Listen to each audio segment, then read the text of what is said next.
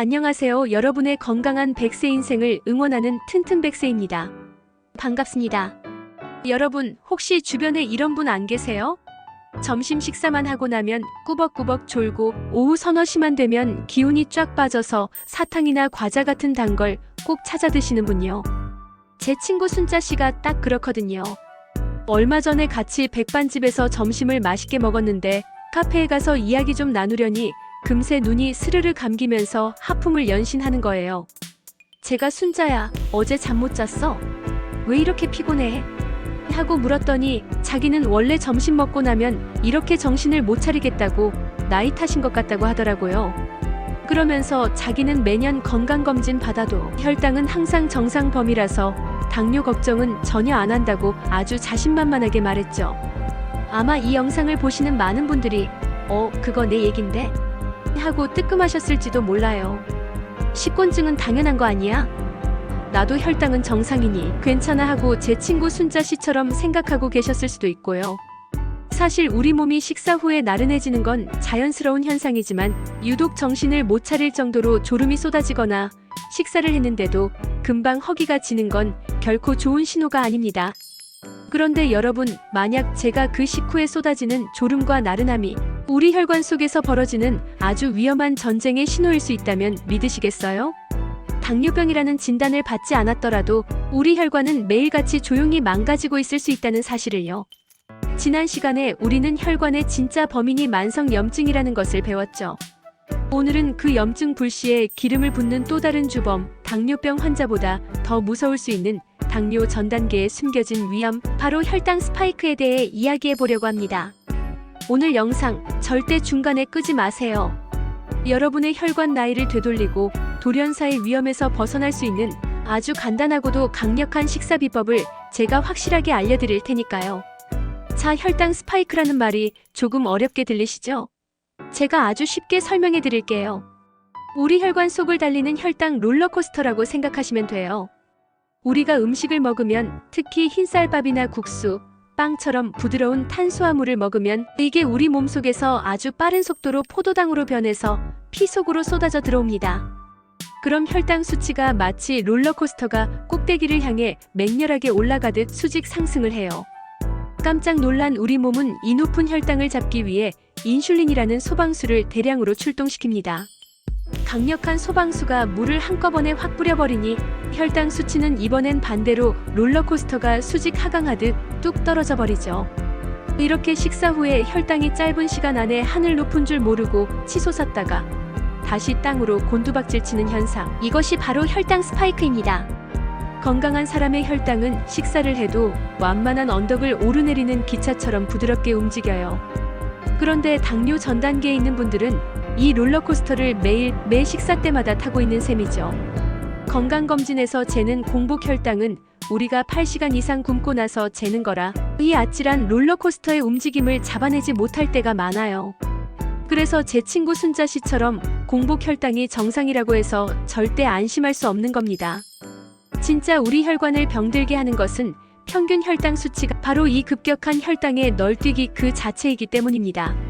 식후에 참을 수 없이 졸리고 조금만 지나면 허기가 지고 단 음식이 당기는 증상, 이것이 바로 내 혈관이 매일 롤러코스터를 타느라 비명을 지르고 있다는 신호일 수 있습니다. 특히 췌장의 기능이 점점 떨어지는 우리 5070 세대에게는 이 혈당 스파이크가 더 치명적으로 작용할 수밖에 없습니다. 그렇다면 이 혈당 롤러코스터가 왜 그렇게 위험한 걸까요? 지금부터 우리 혈관 속에서 벌어지는 끔찍한 범죄 현장을 보여드리겠습니다. 혈당이 급격하게 치솟으면 우리 혈액은 일시적으로 끈적끈적한 설탕물 상태가 됩니다. 이 설탕물 속에 들어있는 과도한 포도당 분자들은 마치 날카로운 유리 조각이나 거친 사포처럼 변해서 혈관 내벽을 인정사정 없이 긁고 지나가며 수많은 미세 상처를 남깁니다. 지난 시간에 만성염증이 혈관벽에 상처를 낸다고 말씀드렸죠? 혈당 스파이크는 그 상처를 더 깊고 더 넓게 만드는 아주 강력한 공격수 역할을 하는 겁니다. 상처난 혈관벽은 더 이상 매끄럽지 않고 울퉁불퉁해져요. 그럼 어떻게 될까요? 네, 맞습니다.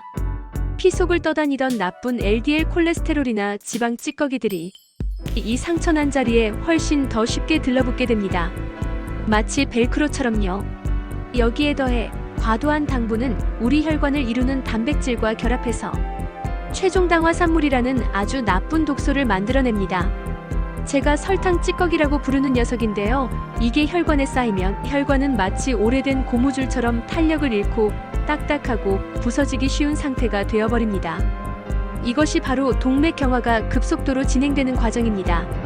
혈당 스파이크는 여기서 그치지 않아요.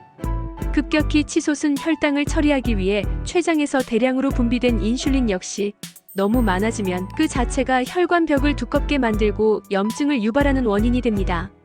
결국 혈당 스파이크가 반복될수록 우리 몸은 인슐린의 말을 잘 듣지 않는 인슐린 저항성 상태가 되고 고혈압, 고지혈증, 복부 비만으로 이어지는 대사증후군의 악순환을 시작하게 만듭니다. 정리하자면 혈당 스파이크는 혈관 내벽을 직접 긁어서 상처내고 혈관을 딱딱하게 굳게 만들며 염증을 유발하는 삼중 공격을 퍼붓는 아주 무서운 테러리스트인 셈입니다. 많은 분들이 고혈압은 정말 무서워하시면서 혈당은 당뇨병 환자들만의 문제라고 생각하는 경향이 있어요. 하지만 절대 그렇지 않습니다. 혈당 스파이크는 어떤 면에서는 고혈압보다 더 교활하고 무서울 수 있습니다. 왜냐하면 고혈압은 혈압계로 재면 바로 숫자로 드러나지만 식후에 잠깐 나타났다 사라지는 혈당 스파이크는 우리가 알아채기조차 어렵기 때문입니다. 마치 조용한 암살자처럼 우리가 식후에 나른함을 느끼고 꾸벅꾸벅 조는 그 순간에도 우리 혈관을 소리 없이 파괴하고 있는 거죠. 댐에 생긴 작은 실금과 같아요. 당장은 댐이 무너지지 않으니 아무도 위험을 감지하지 못하죠. 하지만 그 실금은 매일 매 식사 때마다 가해지는 혈당 스파이크라는 엄청난 수압에 의해 조금씩 더 깊고 넓게 벌어집니다. 그러다 어느 날 더 이상 버티지 못하고 한순간에 와르르 무너져 내리는 겁니다.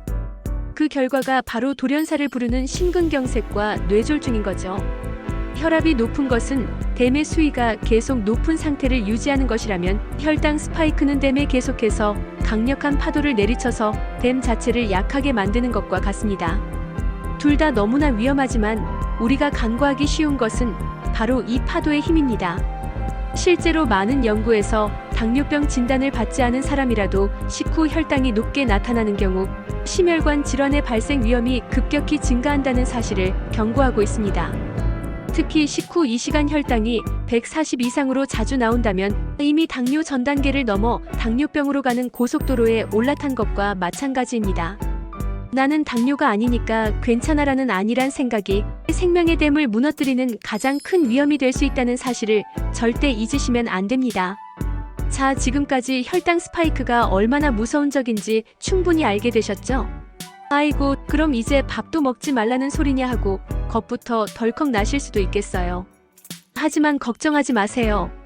제가 오늘 이 무서운 혈당 롤러코스터를 아주 안전하고 완만한 언덕길로 바꿀 수 있는 정말 가난하지만 기적과도 같은 비법을 알려드리려고 합니다.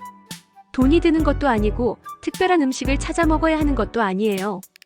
바로 우리가 매일 하는 식사 순서를 딱 바꾸기만 하면 됩니다. 기억하세요. 채소 먼저, 그 다음엔 단백질과 지방, 그리고 맨 마지막에 탄수화물. 이 순서입니다. 제가 체단탄 법칙이라고 부르는데요. 왜 이 순서가 중요할까요? 우리가 식사를 할 때 식이섬유가 풍부한 채소를 가장 먼저 먹으면 이 식이섬유가 위장으로 내려가서 끈끈한 그물망 같은 보호막을 만들어줍니다. 마치 코팅을 해주는 것과 같아요. 그 다음에 단백질을 먹고 맨 마지막에 탄수화물을 먹으면 어떻게 될까요? 탄수화물이 아까 채소가 만들어 놓은 그물망 보호막에 걸려서 우리 몸에 아주 천천히 부드럽게 흡수되는 겁니다. 설탕 쓰나미가 아니라 잔잔한 시냇물처럼요. 당연히 혈당이 급격하게 치솟는 것을 막아주겠죠. 실제로 일본의 한 당뇨 전문의가 연구한 결과에 따르면 똑같은 음식을 먹더라도 밥부터 먹었을 때보다 채소부터 먹었을 때 식후 혈당 상승폭이 절반 가까이 줄어들었다고 해요. 정말 놀랍지 않나요? 이것은 단순히 혈당만 천천히 올리는 것이 아니라 인슐린 분비를 아껴서 췌장의 부담을 덜어주는 효과까지 있습니다. 이건 마치 롤러코스터를 타기 전에 안전벨트를 단단히 매고 보호장비를 착용하는 것과 같습니다. 아주 작은 순서의 변화가 우리 혈관을 지키는 가장 강력한 무기가 되는 겁니다.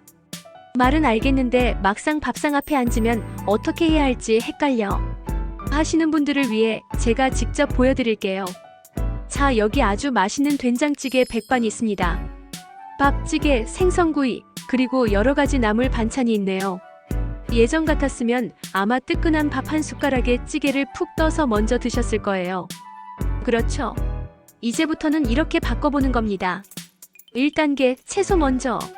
젓가락을 들고 가장 먼저 시금치나물, 도라지 무침, 콩나물 같은 채소 반찬부터 천천히 음미하며 드세요.